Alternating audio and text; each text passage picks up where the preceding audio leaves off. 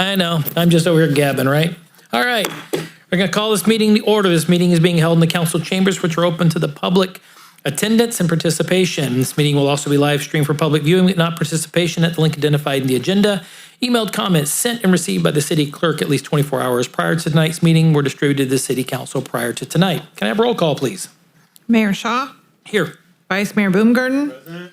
Councilmember Cole. Here. Councilmember Kirchner. Here. Councilmember Pasquale. Here. Thank you. We have Jennifer, is it Kokorian? Kokorian, okay. With us tonight as our attorney. Would you read the closed session items, please?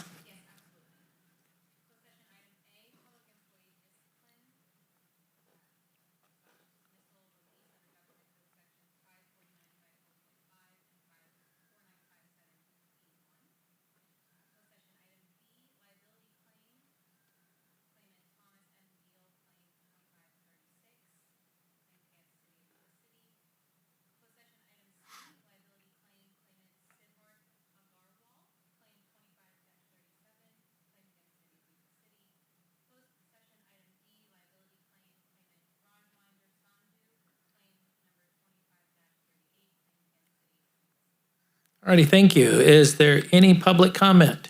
There are so many people here. Hearing none, we will move into closed session.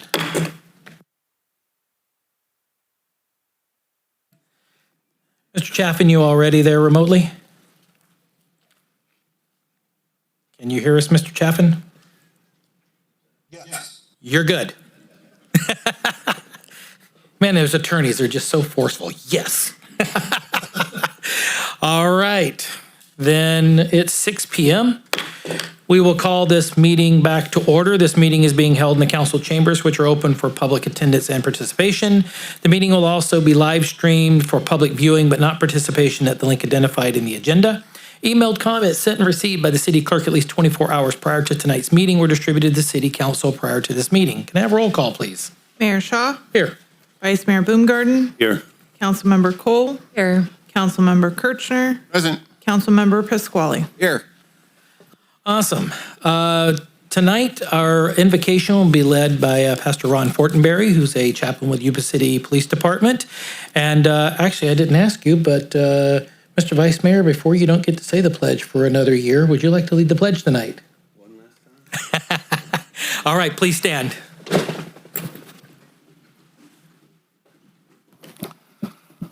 Let's pray. Almighty and loving Father, in the season of Thanksgiving, help our hearts to be grateful for the blessings you have bestowed on our great country and upon this city. Thank you for the freedoms we have enjoyed in the past. We ask that you continue to bless our nation with leaders who have a clear mind and strong resolve to protect our freedoms from those who seek to rob us of the liberty on which this great country was founded. We ask as well, Father, that you would continue blessing our city with peace, bind the evil presence that seeks to bring chaos onto our streets and into the homes of our families. I pray that tonight you would bless our council members with wisdom and insight that only you can give as they face challenges that are unique to our city, politically, socially, and financially. Bless them tonight and in the future as they seek to make the right and best decisions for the people of Yuba City. We pray these things in the name of Jesus. Amen. Amen. Salute. Pledge. I pledge allegiance to the flag of the United States of America and to the republic for which it stands, one nation, under God, indivisible, with liberty and justice for all. You may be seated.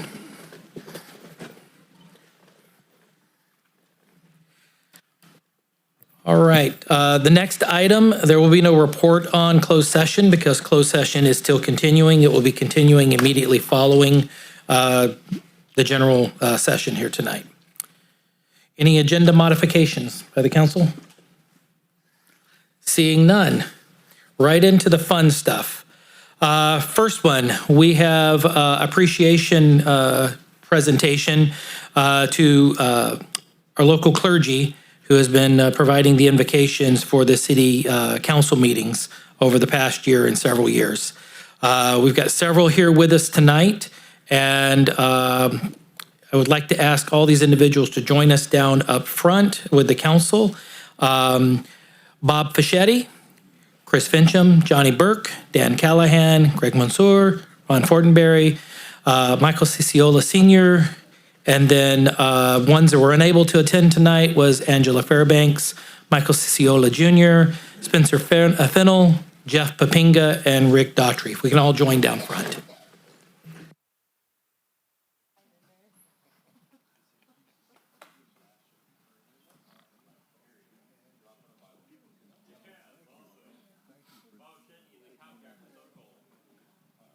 Thank you.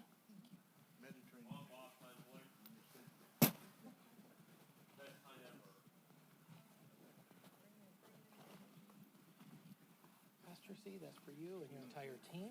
Thank you. Where's Fish? There's Fish. Chris. Sir. Johnny, you're here. There you are. Dan, right there. Greg. Thanks, sir. Oh, you get Papingas as well. Oh, I will. Yep. Thank you. And Ron. That should be everyone, correct? Yes. It's a good-looking crowd up here tonight. And I want to say thank you on behalf of myself and the entire council. And I'm just going to stand here and talk to you because you guys do this every Sunday to your congregation. Can I get 5 minutes? Okay, so 5, 10, 15, 20, 25. I got 40 minutes up here, guys. So many times you guys come, yeah, you'd lose them in 40 minutes. So many times you guys come in, you give the invocation, which is at the very cornerstone of our democratic republic, of what this country was founded on. We start off honoring God, and then you guys just drift quietly into the background and go about your day. But you take the time to come here, and your teams have come here and given the invocation. So wanted to take tonight to simply give you a small token of our appreciation for what you and your teams do, because it's very, very important, because there are some jurisdictions that do not honor this long tradition. They come in to say the pledge and they move right on. We need you and you need us. We're a team together and we cannot forget that. And so with that, I wanted to say thank you. I appreciate everything you guys have done for the city. I know many of you I've talked to and called and says, hey, I need you guys to remember us in this, pray for that, because we've got some challenges ahead, and I can tell you guys are doing that. So for myself and the council, thank you, and I'm going to keep tradition. Would any of you guys like to say anything? Just appreciate you taking time to join us in a meeting and get us started in a very pleasant and thoughtful way. And I have asked soon-to-be outgoing Mayor Shaw to be the coordinator for your continued service as we move into 2026, and I hope you will join us. So having been an individual that has that center chair at one point, I do appreciate your flexibility, your availability, and being part of Team Yuba City. Thank you.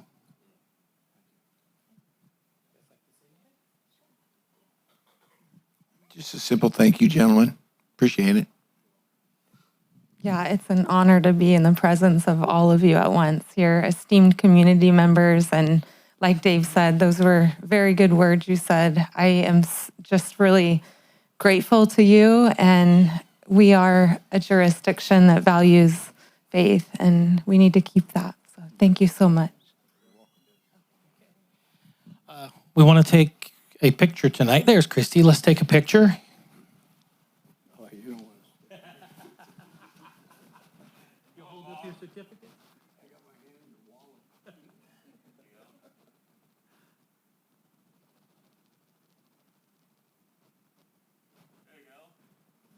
All right. And one final thing before you step down, if my council members will indulge me for just one moment. You guys come and pray for us to start our meeting. Can we just say a quick prayer over you guys tonight? Is that cool? Okay. All right. Dear Heavenly Father, we just thank you for these awesome people that come and open our council meetings each and every time. Father, we just pray that you will just bless them, bless their congregation. Let us work together, city and the churches together, to make this a home that everyone wants to call home. And in everything, we give you the glory. In Jesus' name, amen. Thank you, guys. Thanks, Dave. Thank you. Appreciate it. Thank you. Let's give them a round of applause. Thank you. Thank you. Thank you, sir. Appreciate it. Thank you. Thank you. All right. Ron? Thank you, Mayor. Thank you, sir.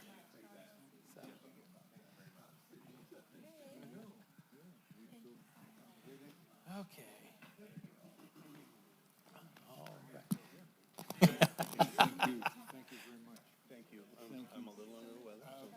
Appreciate that. Yes.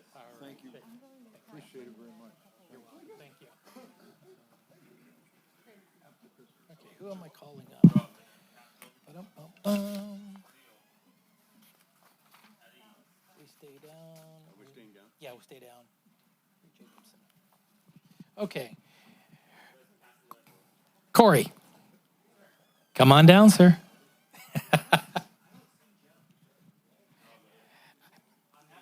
It had you on the agenda. Yeah. Sorry. They were going to. Do you have it? No, this is from us. Oh, okay. So it's not all lost, right? Okay. Yeah. Okay. Stand. Wherever you- yeah, go right between us. There we go. All right. Yeah, the other gentleman that was supposed to be here, if he shows up, we'll just hit a pause and redo it. Sounds good. All right. You guys have been a little busy. A little busy. And, you guys received some quite the recognition, and I'll let you share more about that in a minute. But it was, you guys did Fill the Boot just a few weeks ago. And I saw you guys there at 20 and Gray, wasn't it? Yeah. And you guys raised a wee bit of money. We had a good day. Had a good day. Had a good day. And you guys do a lot for the community itself. Above and beyond that, the money that you guys raise goes to the Burn Institute for that particular one for Fill the Boot. And that's the organization that's supposed to be here tonight. So I'm going to go ahead and read this, but then I'll let the former chief say some words just after we read this. Or actually, you want to say some words before I read it? No, not really. Okay. Okay. Because this is a certificate of commendation for our Firefighter Association Local 3793. Want to congratulate you on the remarkable fundraising achievement to benefit the Firefighters Burn Institute. Through impressive teamwork, you raised an astounding $20,233.38 in 6 hours during the boot drive. Let's give them a round of applause. Absolutely. So it just simply says in the end that your efforts are going to go a long way to make a positive difference. So on behalf of the city council and the city, we're proud of you guys. And I think you guys know it. We did a little thing about a week ago. We really think the world of you guys. And want to present that to you and take that back to the guys, okay? I will. Yep. All right.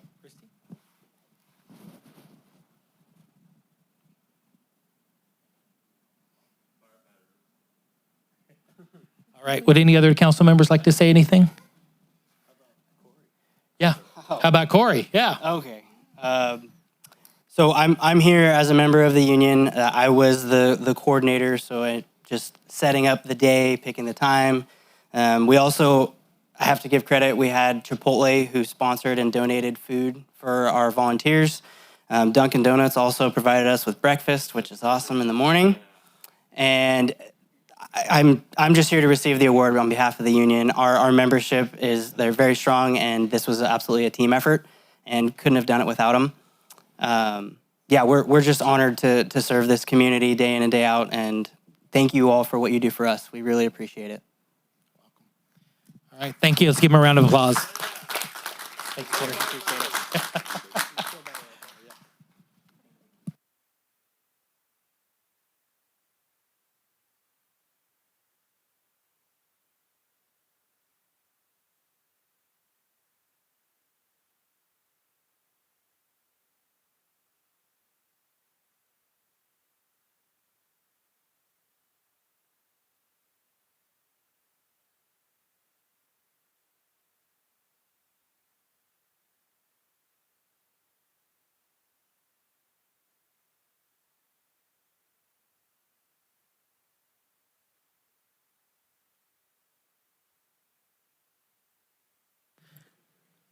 So Corey, if he shows up, is Chief Hubbard on the hook now?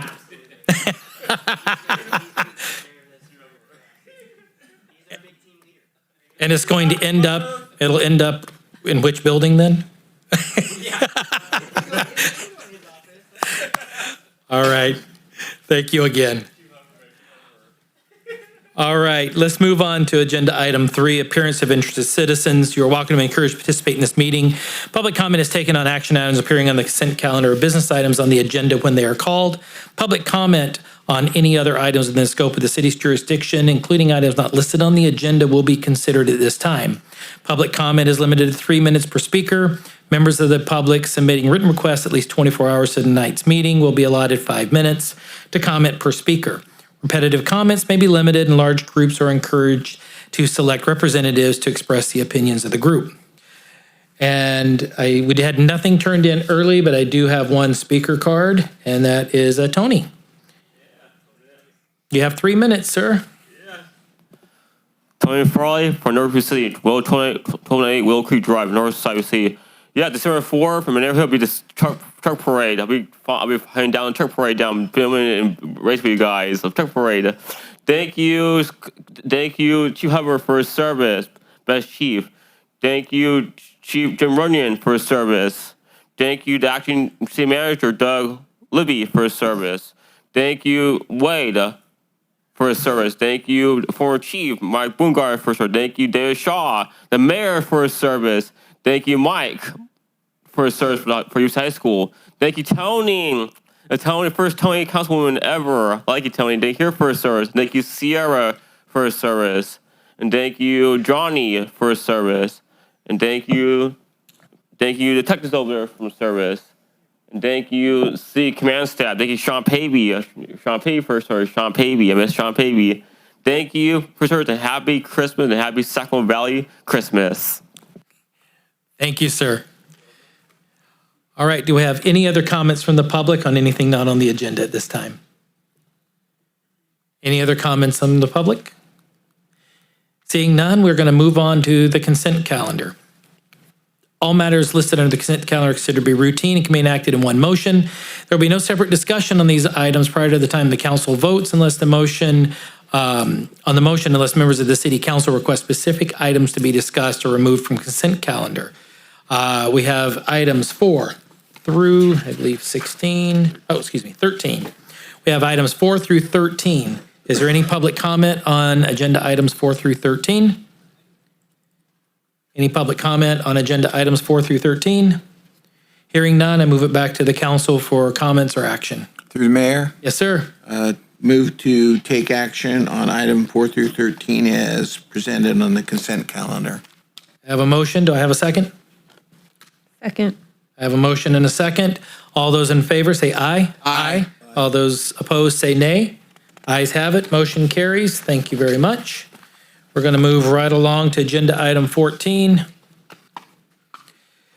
Citywide signal hardware upgrades. Public Work Director, Mr. Josh Wolf. Good evening, Mayor and council members. For this item, we're going to be discussing the upcoming citywide signal hardware upgrade. Just wanted to provide a bit of a clarification. There was a clerical error in the staff report. Recommendation C on the agenda and cover page is incomplete. Recommendation C on page 3 of the staff report at the end of the presentation is correct. So that's the recommendation we will be going with. So anyway, background for this project. In 2021, Caltrans awarded the Highway Safety Improvement Program HSIP Cycle 10 Awards. And the city was chosen as the grantee on that. In August of 2024, plan specifications and estimate were approved by City Council, and on October 14th of this year, the project was advertised for bid. So really what the scope of this project is we are looking at all of the traffic signals in the city, including those within that are belong to Caltrans that are in city limits, and we are looking at making upgrades, including increasing traffic signal bulb size from 8-inch to 12-inch, putting the retroreflective yellow tape around the the signs, replacing and upgrading the street name signs to the current ones that have our duck logos on them, replacing signage on Caltrans, roadway signs, and also making a few minor modifications at a few traffic signals throughout town. All in all, there are 57 signals that this project is going to be addressing. Well, I guess I already talked about that, but this is kind of an example of what an upgraded signal will look like with the retroreflective tape, the new street name signs, and the upsized bulbs. As you can see, there's a number of examples throughout town where you have backplates that are either missing, like this one on the left, backplates that are faded with smaller bulbs than what's required now, or these ones that are kind of mismatched. So as I'd mentioned before, this project's going to address all of that. The project was advertised for bid on October 14th. The bids were opened on October 28th, and there were two bidders. Of the two bids, Bear Electrical Solutions was the lowest responsive and responsible bidder with a bid amount of $804,000. The estimated total cost of the project is $950,000. And really, you have two separate projects here within one. One is for the citywide signal upgrade, and one is for the Caltrans component.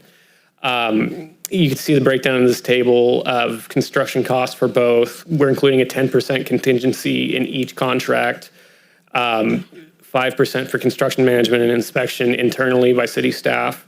So that leads us to the total project cost of $723,735 for the citywide portion and $227,000 for the Caltrans portion, getting us to the $950,000. There are some budget adjustments needed for this project. For the citywide signal upgrades, there's $477,000 available in the account. We're actually working actively with Caltrans to see if they're going to be able to increase the amount of grant funding for us because we have funding from other phases of this project. They've given us some assurances that they will be able to increase the funding, so we're actually not going to have to increase our local match any more than what would be required of the original grant. So we're looking at increasing the grant funding from Caltrans, $194,000, and then increasing the Transportation Development Act local funding about $52,000. For the statewide, that project actually came in under budget, so there are no necessary increases there. So an alternative for this would be waiting for Caltrans approval of the grant amendment before proceeding with the project. It would delay the project, but it could still be delivered within the grant timeframes. We're not recommending that. We're wanting to move forward with the project, awarding the construction contract to Bear Electrical Solutions in the amount of $804,035, authorizing the city manager to execute the contract on behalf of the city, subject to review and approval by the city attorney, and authorizing the finance director to make a supplemental appropriation of $194,593.73 in the HSIP grant funds to account number 951314, contingent upon approval of the amendments to the HSIP funding agreement. Additionally, authorizing appropriation of $51,970.54 of unallocated TDA funds to CIP account 911314. If the amendment to the HSIP funding agreement is not approved, also authorizing the finance director to make a supplemental appropriation of unallocated TDA to account 911314 in the amount necessary to fully fund the project. And with that, I'd be happy to answer any questions. Thank you, sir. Is there any questions from the council? Yes, sir. Through the mayor, Mr. Wolf, any idea when Caltrans would make a decision on the increased funding? I haven't gotten a date. They're working through the process. The local assistance engineer we've been working with he's indicated to us there's not going to be an issue, and they're working actively towards it, but they haven't given us a concrete date yet. Do you have a guess? Probably within a month. Thank you. Mm-hmm. Any other questions from the council? Hearing none, just one question is, once all of this comes through and we start going, what's our timeline to get the entire city upgraded?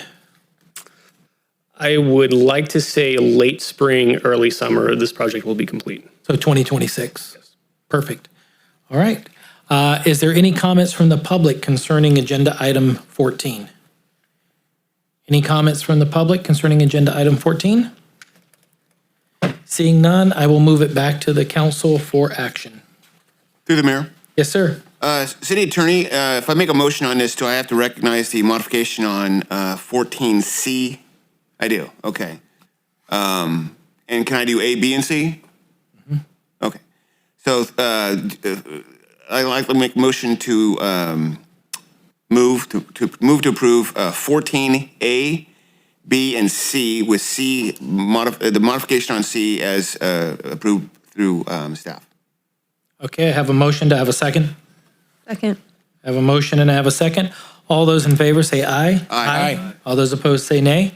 Ayes have it. Motion carries. Let's get some fancy lights and street signs, okay? All right. Let's go right on to agenda item 15. And we have a classification and position changes for the, in the city manager's office. And Gina Rowland. Good evening, Mayor and members of the City Council. I'm Gina Rowland, Interim Human Resources Director. On October 7th of this year, the City Council adopted an ordinance amending the city's special claims procedures and implementing a more uniform and efficient process for filing claims against the city. This ordinance was one of the first steps taken toward an increased focus on risk management. Presently, risk management functions are spread out amongst several city departments.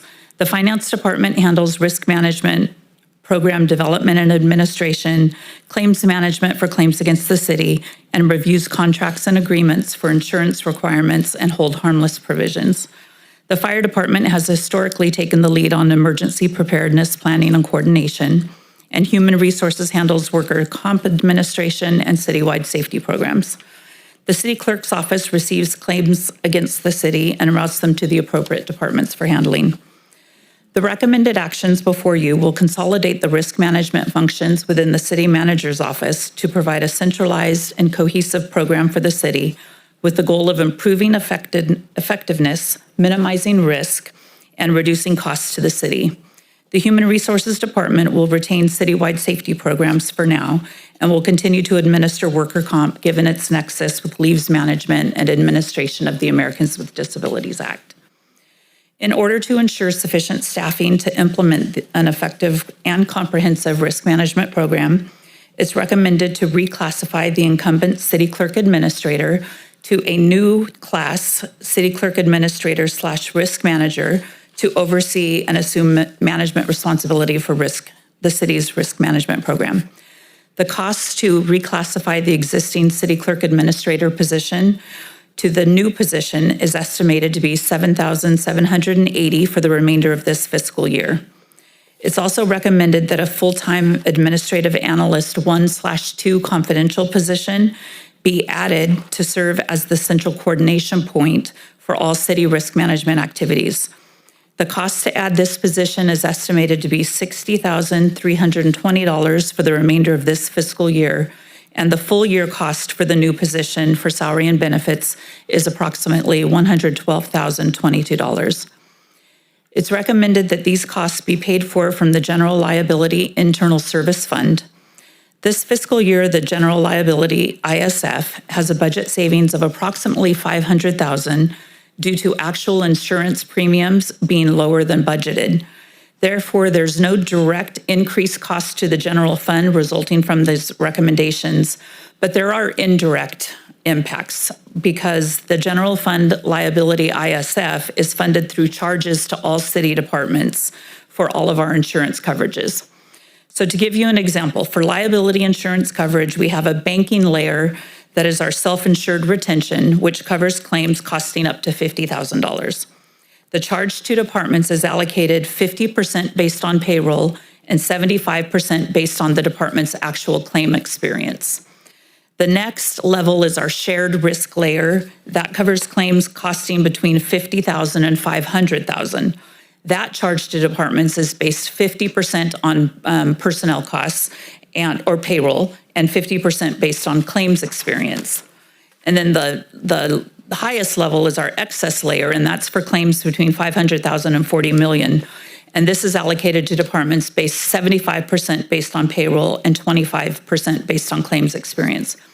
So by moving to a centralized comprehensive risk management program, we can focus on actions and activities to minimize and hopefully eliminate, in some cases, more costly claims. So this will directly reduce the charges to departments where the allocation is based on claims experience, and they contribute to the ISF based on claims experience. And we expect the savings will cover the cost of the new position. So staff recommends approval of items A through G that were included in the staff report. And with that, I'm happy to answer any questions you may have. Thank you. Is there any questions from the council this evening? Hearing none, is there any comments from the public concerning this matter? Any comments from the public? Hearing none, I move it back to the council for action. Through the mayor, Yes, sir. move to adopt staff's recommendations A through G for Gina. Right. Yes. I have a motion. Do I have a second? Second. I have a motion and I have a second. All those in favor say aye. Aye. All those opposed say nay. Ayes have it. Motion carries. Thank you very much. At this time, we're going to suspend the rules for the agenda, and we're going to move back to agenda item 2. And I'm going to ask Corey Jacobson to come back down to the front. And also, I'm going to ask Mr. Joe Pick, who's the Executive Director of the Firefighters Burn Institute, to join you down front for a presentation.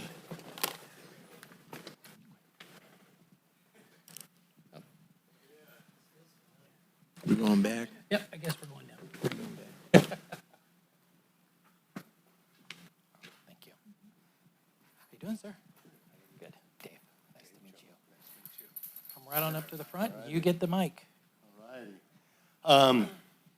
Thank you for this time. I'm here to thank the Yuba City Fire Department as well as the community of Yuba City for their support for the Firefighters Burn Institute. 2013 was the last time Yuba City Fire Department did a boot drive for us and raised over $13,000. This year, they raised over $20,000, which is a remarkable amount. And what I want to do is communicate to the community what we do. The Firefighters Burn Institute has been around over 50 years. We started after a tragic plane crash in the Farrell's Ice Cream Parlor in 1972. At that time, we had no burn unit in Sacramento. One firefighter said we could do better. And within a year, our organization was formed. And within a year after that, we had a burn unit in Sacramento, the Firefighters Burn Institute Regional Burn Center at UC Davis. About 15 years later, Shriners moved from San Francisco to Sacramento specifically to partner with UC Davis. Right now, in this region, you can get some of the finest burn care that you can get in this country. The money that is raised supports the programs that we do for burn survivors, as well as supporting UC Davis. Just last year, we provided $150,000 for a laser, which is a life-changing tool for burn survivors. Just within the last month, we had our Little Heroes burn camp, which is for burn survivors 6 years old and younger, where we bring the whole family in, and these little kids that have burn injuries get to come together. The siblings get to come together and realize that they're a part, that this was a family trauma. And most importantly, the parents get to connect with other parents that have gone through a similar tragedy. We just sent to World Burn Congress, which is literally a worldwide. We had people from all over the country, United States, Canada, France, Mexico, Germany, that burn survivors come together to tell their stories, their struggles, their successes. We sent over 23 people to that from not only this region and beyond. And so what I want this community to know is that we're here for you, whether a burn happened 2 days ago, 2 weeks ago, or 20 years ago.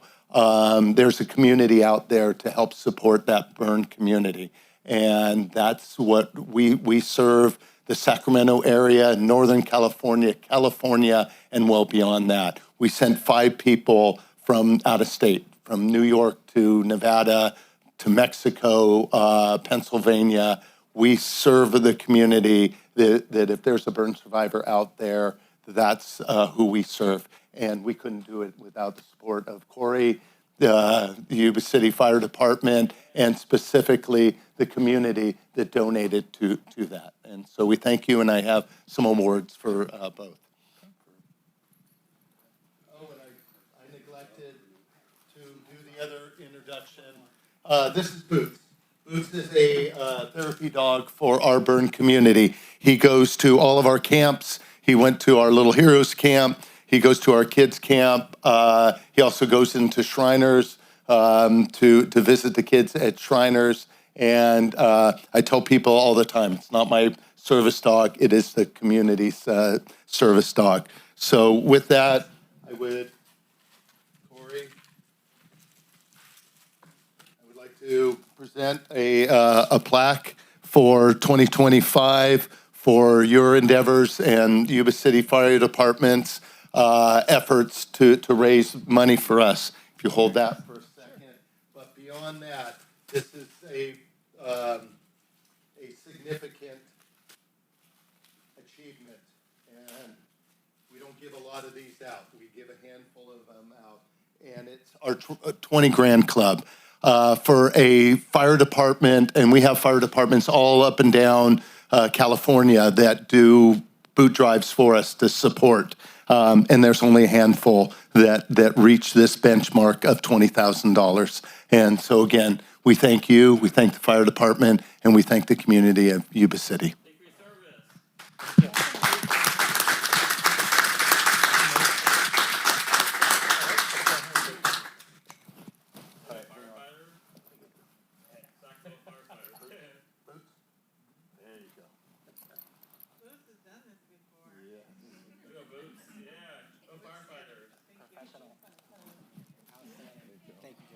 Joe, on behalf of the city, I want to say thank you for taking the drive up here to be with us. Thank you for honoring our firefighters, because I will tell you, you should travel around, but I think we've got the best firefighters in the nation right here, and these guys have a heart of gold. So thank you for coming up and honoring them. Okay. Can we keep Boots? No. Oh. No, he sticks with me. All right, let's thank him for coming up again. Thank you.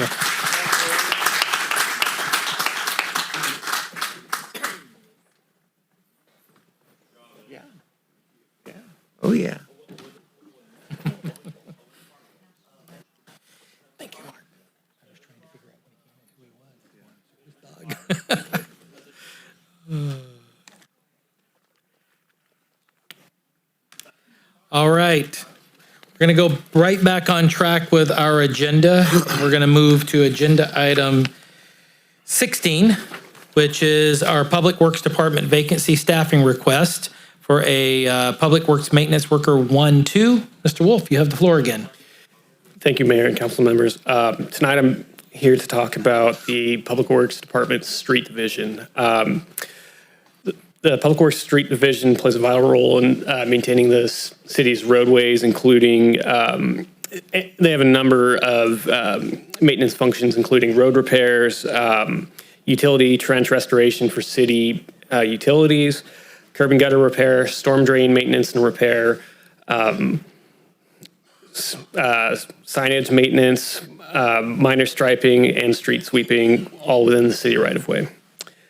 The Street Maintenance Division is budgeted for 10 positions. Over the last 6 months, we've lost 5 of those 10 positions, 4 of which took positions internally within the city's utilities department, and 1 took in a position externally.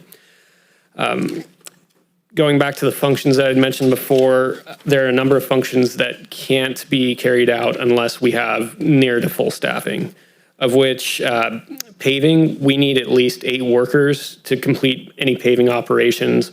Right now, we have a shortfall. I failed to mention, of the 5 workers that we do have, 1 of which is dedicated to the street sweeper full-time. So really, we only have effectively 4 workers and 2 temporary workers.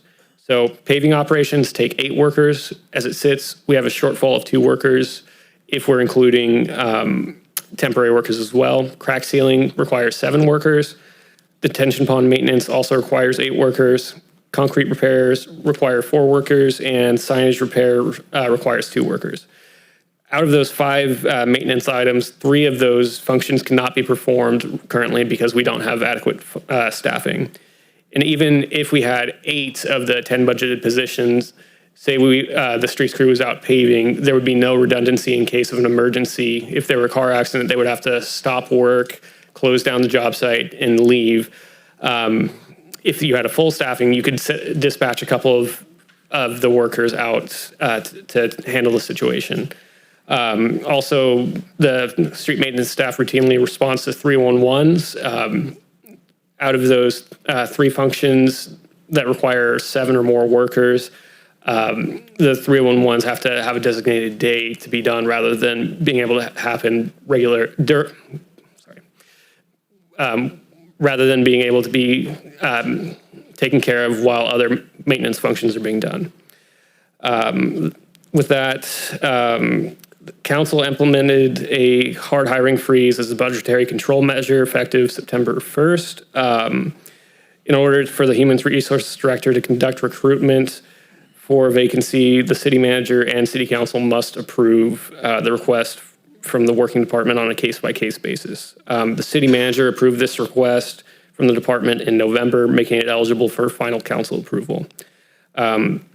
The department recommends filling these 5 vacancies with the Public Works Maintenance Worker 1-2 level, which is the entry level in the classification series. Hiring at this level rather than at the 3 level will allow the department to maintain necessary operational capacity while demonstrating fiscal responsibility and complying with the city's current hiring freeze constraints. Regarding fiscal impact, these 5 positions were budgeted with the fiscal year 25-26 budget, so there are no impacts to the general fund. Further, the streets department or streets division is a general fund division, but it is funded with streets and roads funds, so no commingling of general funds, no impact to the general fund here. Alternatively, the council could direct the department to leave the positions vacant or hire at a less than full capacity level.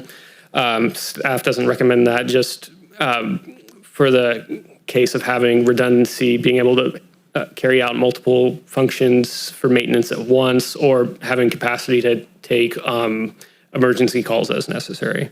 So with that, we recommend authorizing the interim Human Resources Director to fill the vacancies for 5 full-time permanent Public Works Maintenance Worker 1-2 positions in the Public Works Department. With that, I'd be happy to answer any questions. Any questions from the council? Okay. Mr. Wolf, just very briefly, because we're into that time of year where a lot of these things become problems, not employees, but the roads, the drainage, ditches, the signals, the things. What does, in layman's terms, these 5 positions mean to the residents of Yuba City if we add those to our team? Quicker response and more capacity. So for the meantime, we're getting into the wetter season where we're seeing more potholes open up. This will allow more staff to go out and fill potholes as they're emerging, quicker response time for in cases of rain where you have gutters or drains that are clogged. And then as we get into the spring, we'll be able to have a much more, deliver a lot more paving operations, as well as being able to crack seal more often. Okay, thank you. Is there any comments from the public on agenda item 16? Is there any comments from the public on agenda item 16? Hearing none, I move it back to the council for action. Through the mayor. Yes, sir. I'd like to make a motion to authorize the interim Human Resource Director to fill the vacancy for 5 full-time permanent street maintenance workers, 1/2 in the Public Works Department. I have a motion. Do I have a second? Second. I have a motion and a second. All those in favor say aye. Aye. All those opposed say nay. Ayes have it. Motion carries. Thank you. Thank you. All right, we'll move right along to agenda item 17, which is Merriment Village Apartments Phase 2. It's a Homekey Plus grant application. Our Development Service Director and our acting city manager, since our city manager's on vacation this time, Doug Libby, you have the floor. Thank you, sir. Good evening, Mayor, council members. I know I've been here fairly routinely on Merriment items. We're going to continue the train rolling. So tonight we're asking you the purpose of this item is to pursue grant funding through state HCD Homekey Plus program to obtain funding for Phase 2 of Merriment. So just a little background, you'll remember this slide from my last presentation. For Phase 1, the project received a grant award of $24.6 million. 22.6 can be allocated to construction for Phase 1, with the remaining funds going to operating expenses. And total interest that's accrued on the grant funds since receiving them through October 31st is just over $1 million. The map here on the screen shows us the phasing plan. So Phase 1 is the yellow building number 4. Yellow building number 4. Phasing, the heavy dark line here, is the phase boundary between 1 and 2. The only exception is you see Phase 2, there's these purple buildings here. I would toss in this building also for Phase 2. So state HCD notified Habitat that it has unused Homekey grant funds that will be made available on a first-come, first-served basis through the Homekey Plus program. In order to pursue this funding, a second joint application must be authorized and submitted to HCD. So this requires the city to adopt a resolution authorizing the joint application with Habitat. Habitat is preparing the application package and intends to submit it within the next month, pending council's authorization. And once it's submitted, a 40 to 90-day approval process from HCD is anticipated. So the proposal, I guess at the end of the day, when you consider operating funds and construction funds, the project's really open to $48.3 million for a maximum grant award, which is, I mean, that's big for our area. That would be amazing to get something close to that. We always talk about bringing those tax dollars back to our area. This is an example of trying to do that. So the proposal, Habitat's not requesting additional financial commitment from the city. Habitat requests the city just participate as a co-applicant for HCD similar to Phase 1. And as a joint applicant, the city becomes jointly financially responsible for the successful delivery of the project or prompt return of the grant monies. Now, if a grant award is received, the city would require similar contractual assurances used in Phase 1. That have all come before your council. So there is not an impact to the general fund as a result of filing this joint application. The city could determine it doesn't want to pursue a joint application with Habitat. So that is certainly an option for the council. The recommendation, though, is to adopt the resolution included with your staff report, to authorizing a joint application with Habitat to apply for Homekey Plus funds with state HCD for the development of the remaining 139 units affordable housing located at 428 North Walton, which is Phase 2 of our proposed 218-unit Merriment Village Apartments. So I did want to touch on something for Habitat. No, Joseph Hale with Habitat, he's actually out of the area tonight. I included a slide on behalf of Habitat here. So Merriment Phase 2 will be veteran focused. So the Phase 2 consists of 139 units with 70 units dedicated to veterans.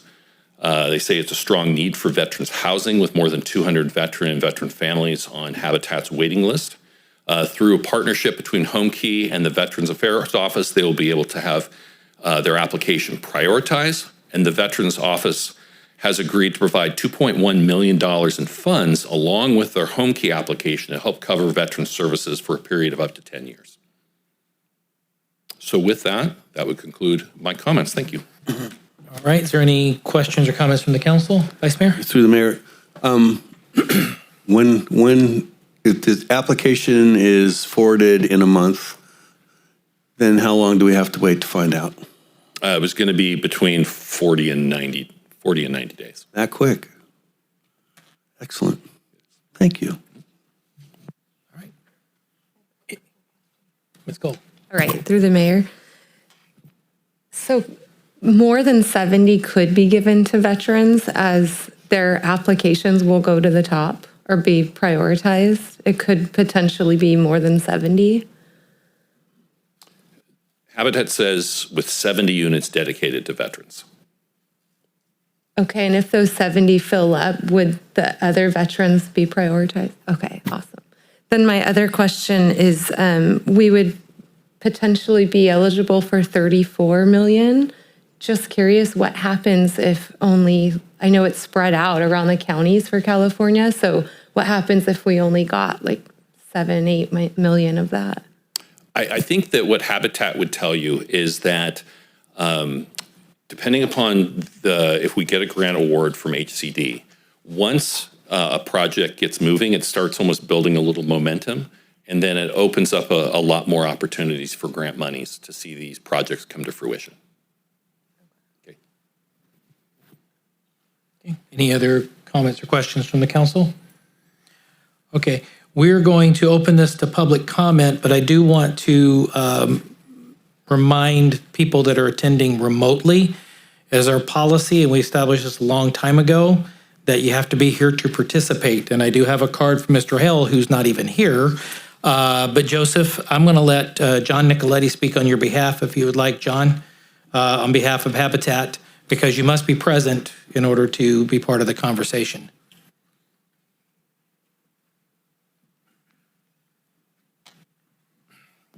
Good evening, Council.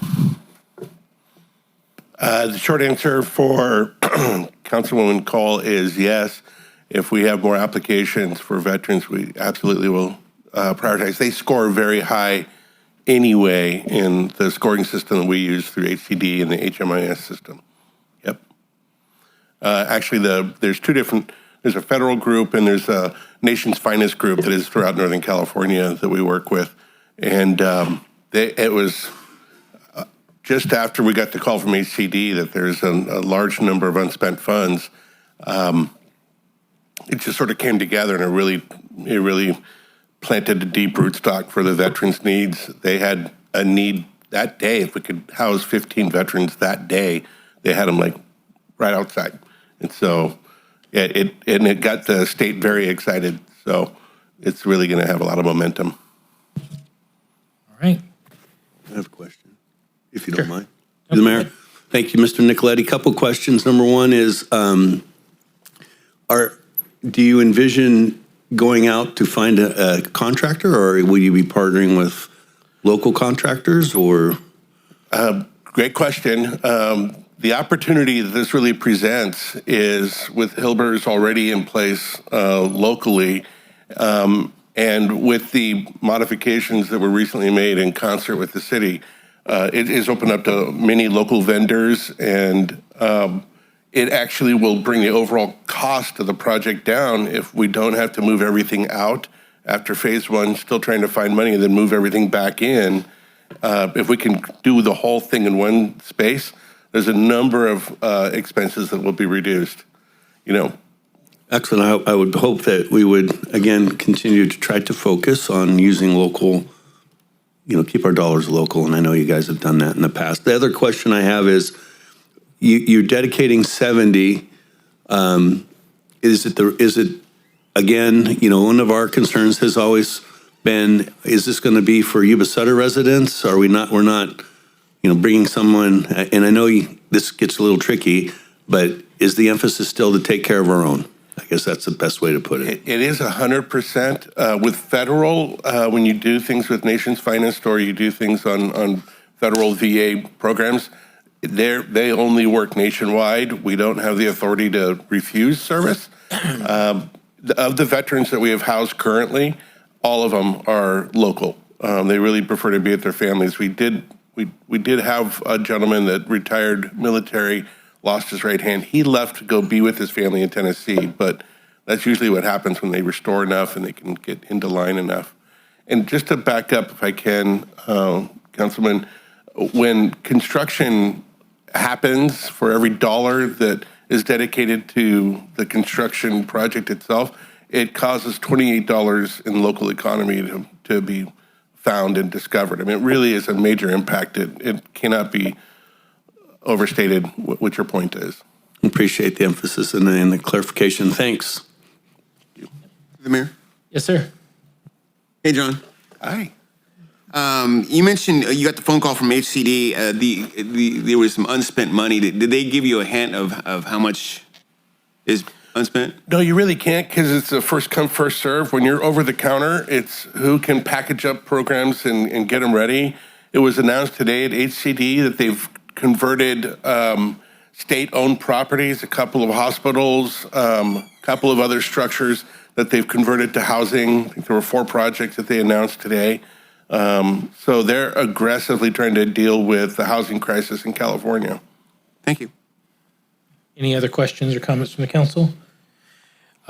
John, I may be way putting the cart before the horse, but if we come up with a lesser amount than what it's going to take to do phase 2, will they let us, do we know if they'll let us scale the project or not at this point, or is that still to be determined? Yeah, I think your experience is speaking. It's to be determined because we're not gonna let up. We want to see the total wrap on the project.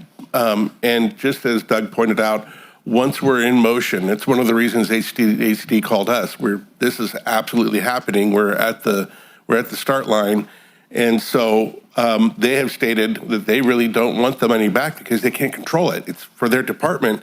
It would go back to California General Fund, and you'll never see it again.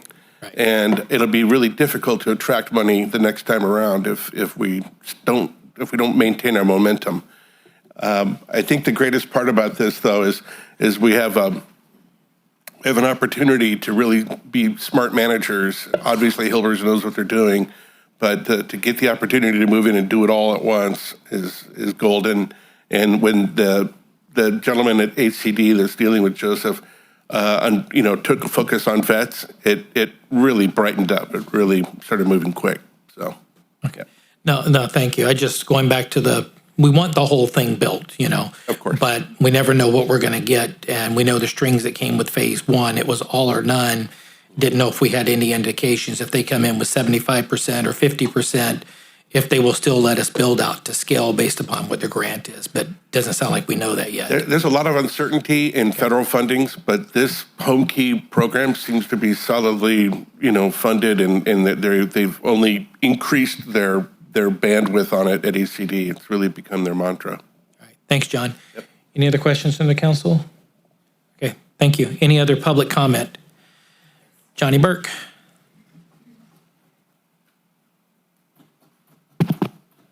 Hey, Council, good to see you all again. I'm not coming up to tell you about the need for affordable housing. I know you know it already. I also know that the Council supports Merriment, obviously, with the phase 1 with groundbreaking next week. So make sure you're there with your golden shovels or whatever color shovels are this time of year. I wanted to share something with you. John's pretty optimistic about the Homekey Plus program that the state of California has, and I am optimistic at this very moment in time for a short amount of time, and I'll tell you why, and I just want to share this with the Council. HUD, which does a big funding of over $4 billion nationwide for what's called the Continuum of Care competition, which our area traditionally has not received very many funds on, has scaled the program differently this year. And they have made it to where areas can only roll over previous projects at a level of 30%. To give an example, in Los Angeles County, the monies, and they receive tens of millions of dollars for this program every year, their housing programs, for permanent supportive housing programs, it's 70% of all of their funding they receive from HUD. And they just found out they can only roll over 30%, which means almost half of the projects in Los Angeles area alone that are dependent on HUD funds to keep permanent supportive housing projects are going to not have an opportunity to compete for that. And frankly, especially in California and around the nation, a lot of areas are freaking out because they don't know how they're going to fund their projects. What I think is going to happen with this, it's not going to hurt our area. Actually, it's a benefit for our area because they rescaled the program. We're actually going to be able to compete for the first time in a decade, which is wonderful for us. But what I think is going to happen is that next year, 2 things are going to happen. First off, California has already indicated that they're looking at a budget shortfall of coming in the next year of about $18 billion is what I heard. There's a special meeting next week with the head of the housing committee to kind of give a layout of what they're planning. And so we don't know what she's going to say yet, but I'm going to have staff at that meeting to pay attention. What I suspect is going to happen is that the voices that are losing federal funding, and there's a very loud voices in Los Angeles, are going to really lean on state legislators to say we need to get some money to maintain our current permanent supportive housing projects so we don't lose them, because they're afraid that it's going to cause homelessness in some areas. And so what I think is going to happen next year, and this is just me guessing the future, but it's important to think about it ahead of time. I believe what's going to happen is that the Homekey program may be paused or put on hold because those voices will be so loud, they'll say, hey, we need to maintain current housing rather than build new ones. That's just my personal guess at this point. So I just wanted to share that with the council because I know how much you support Merriment. I know it's rolling, and but my point tonight would be that time is of the essence, that you'd want to approve tonight, get that application in 30 days, get the approvals, because if it goes through with the timeline that Mr. Libby just presented, then you'll have a secured grant before HUD announces their awards and when California would be changing their mind about future Homekey things, so like that. So I just wanted to share that tonight so you know that I really do think time is of the essence on this one. So thank you, appreciate it. Right? Yes, ma'am. Tana Thomas, Germain Drive, Yuba City. And not to take anything at all away from the veterans, the 70 veterans, I think that's great. But I would be remiss if I did not indicate consideration for the number of precariously housed or unhoused seniors in our community. And I hope that consideration would be given for them as well. Absolutely, thank you. Any other comments from the public? Any other comments from the public? Bring it back to the council for action. Through the mayor. Yes, sir. Move to adopt the staff's recommendation on item 17. Tony, we've already moved on, sir. I'm sorry. Second. Okay, I have a motion and I have a second. All those in favor say aye. Aye. All those opposed say nay. Ayes have it, motion carries. Let's get phase 2 built, Mr. Nicoletti. Who's talking? You're fixing dinner, right? I said, let's get this thing built, okay? Yeah. All right. All right, moving along. Agenda item 18, future agenda items. Is there anything that the council wants to see brought back at a future council meeting? Okay. I do have one thing. Discussed this with Mr. Libby and Mr. Shannon earlier. I've been getting emails and phone calls, as I know several of us have. We've still got that issue of the pop-up restaurants and the illegal vendors all over town. And we've been telling everyone that we are working on it. But the anticipation is that, Mr. Chaffin, am I correct? We're anticipating January 20th that you're going to have the policy stuff back before us here at council as a tentative date, correct? Yes, that's the date we have set. Thank you. Anything else from the council? All right, then we're going to move right along to reports. City manager, Mr. Libby, you get to give the city manager's report tonight, sir. Good evening again. So, I don't have to tell you guys how busy the schedule in December typically is, but I just wanted to highlight a few of the city's either activities directly or city-sponsored activities. One being our upcoming holiday truck parade, which is going to be December 4th through the 7th from 6 to 8 p.m.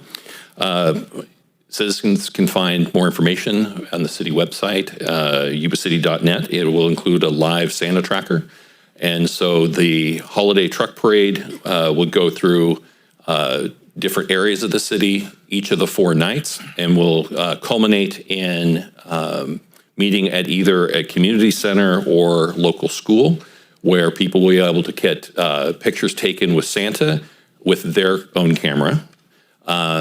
And so we just wanted to touch on that. And then fast forward to December 13th, which was going to be a really busy day. So the morning we'll have the breakfast with Santa over at the Senior Center at 777 Ainsley. And that's going to be from 9 to 11 a.m. And so folks can come for a free breakfast with Santa Claus and free pictures. Again, bring your own camera. Folks can find more information and reach out at ycrec@yubacity.net if they'd like more information on that. And then in the afternoon, from 2 to 8 p.m. on the 13th, you're aware that we have the annual Christmas stroll, which is brought forward by the Yuba City Downtown Business Association, Plaisium, and the city. And so that'll be from 2 to 8 p.m. on the 13th. Thank you. All righty, thank you, sir. Councilmember Cole. Okay, so hopefully everyone had a nice Thanksgiving. All I would have to report is just a couple things. We all did the Tour Plaza ribbon cutting, which was wonderful. The mural looks incredible, as does the tree. And so it's cute to see that little thing. And one day it'll be nice and tall. So, and then, yeah, like Doug said, we have a lot coming up. So excited for that. And the only other thing I would just want to mention, because it was really special, was the unveiling of the Garibaldi painting. Susan and Dave Shaw donated to the Ride Out Adventist Hospital, and good reminder of community and support and love that we have around here. So thank you. That's all I have to report. Thank you. Councilmember Kirchner. Thank you, Mayor. Some big news out of transit last week. The final piece has finally fallen into place. Get the numbers right. They were Yuba Center Transit was awarded $12.7 million from the Department of Transportation. That finalizes the dollar amount that they need for their facility in Linda. This is something they've been working on diligently for a long time. Also, we did vote on a waiver request because of the Benny Junction, the Caltrans Benny Junction rehabilitation. They're going to have to move their facilities out towards Yuba Airport for a while. And so they're going to need a waiver due to the 2026 zero emission heavy duty vehicle purchasing requirement. So the funding was a big deal for transit. And I do agree, the Tower Park is pretty special. I got to admit, I was a little concerned about whether or not the kids are going to like the playground, but it's cold out there and you see them playing on that thing. So well done to with staff.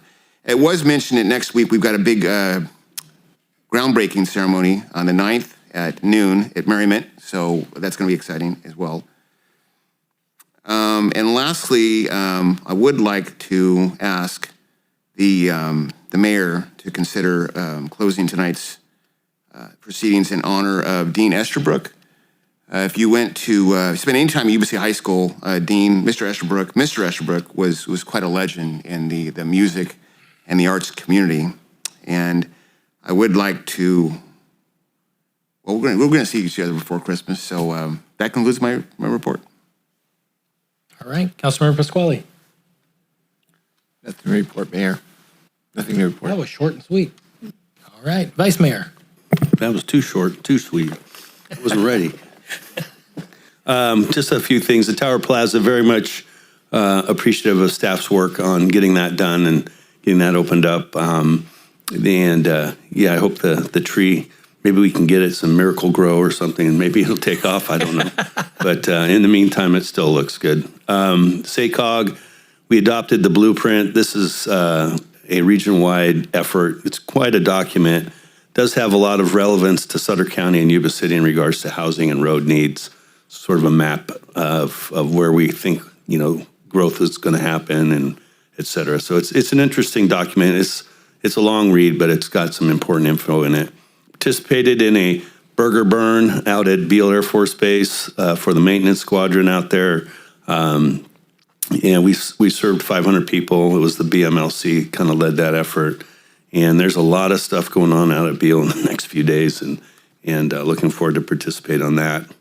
And just to make sure, because I'm still getting some info, is that we do have Seek Event After Action meetings planned just to sort of debrief after the last event. And the effort here is just to keep the community safe and do what we can as Yuba City to make sure that our residents and the guests have a pleasant experience when they come to visit us en masse. Thanks. All righty, thank you. I'll keep mine short and sweet because we've all started the holidays. They've already said at Tower Plaza, amazing. We said it that night, and I will continue to say it. Our city team, we couldn't have done it without each and every one of you guys. You know, it's Josh, you were leading the team and the charge in that, but it took every one of our team members to step up the day of and the past year or so, all the work. Amazing job, so proud. And to Wade's point, I've made it a purpose to drive by there a lot lately because I wanted to see, because you heard all the naysayers with this going to turn into this and turn into that. And when I go by there, what I see, and I don't mean this, so, you know, I see elderly people enjoying the park and sitting on the benches and stuff. That's the wall. I see kids on the playground, and I see families there. So it's turning into exactly what we hoped it would turn into. So great job. Mike forgot to mention, we served about 750 meals to all the kiddos and their families at King Avenue School. That's always a great tradition. So we covered the base and the kids this year. So it was all good. And we'll be back in 2 weeks for a ceremonial change of the guard. So we'll see you on the 16th. And as Councilmember Kirshner said, we'd like to close in honor of Dean Esterbrook tonight, who was a pillar of our community, especially in the arts world around here with the impact that he made. So we will close in his memory tonight, and we'll stand adjourned. Oh, what? We got it. I'm glad I hadn't hit it. We're moving back to closed session. Adjourned into closed session for about 10 minutes so that we can finish it up, come back, and then we can report on the record and adjourn at that time, if that's okay with you. That's perfect. So we will. For city staff, that they can stay around so that we can have it on recording, because I do anticipate that we be recording action and taking closed session. Perfect. So with that, we will now move back to closed session.